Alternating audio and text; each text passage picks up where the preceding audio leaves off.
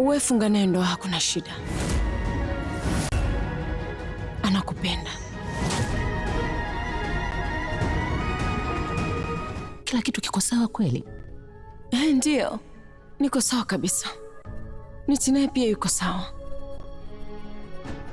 Alipokuwa amelala pale, alikuwa anaonekana hana hatia. Na mimi kumwona katika hali kama hili kwa kweli sikujisikia vizuri.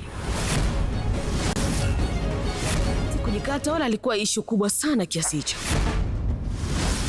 Una uhakika? Bila shaka Bi Parvati alikuwa hajajidhuru. Nimepokea kesi nyingi sana za familia kutishiwa, kwa hiyo watoto wanajikata. Lakini unaondoka bila hata kusikia jibu langu.